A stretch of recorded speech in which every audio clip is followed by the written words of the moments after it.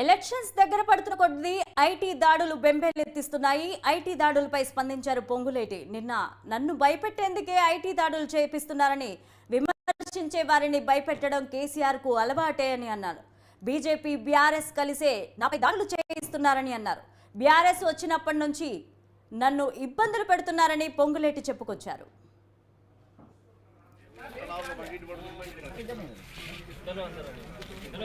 కావాలనుకుంటే నేను పిలుస్తా సార్.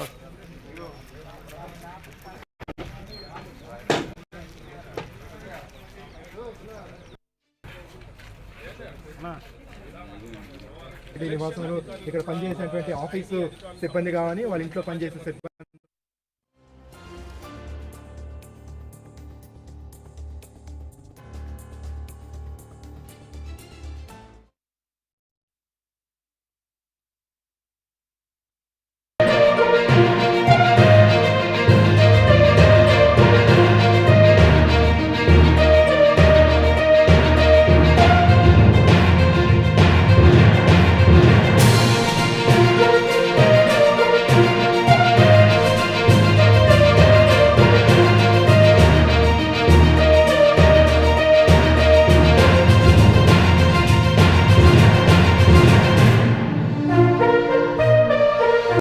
ట్విట్టర్ వేదికగా సందేశం ఇచ్చారు. అయితే నేడు పొంగులేటి, నిన్న తుమ్మల, అంతకుముందు పలువురు కాంగ్రెస్ నేతల ఇళ్లపై ఐటీ దాడులు దేనికి సంకేతం అన్నారు. బీజేపీ బీఆర్ఎస్ నేతల ఇళ్లపై ఐటీ రైడ్స్ ఎందుకు జరగడం లేదని ప్రశ్నించారు. రాష్ట్రంలో కాంగ్రెస్ రాబోతుందని స్పష్టమైన సమాచారం రావడంతో మోడీ కేడీ బెంబేలెత్తిపోతున్నారు అన్నారు.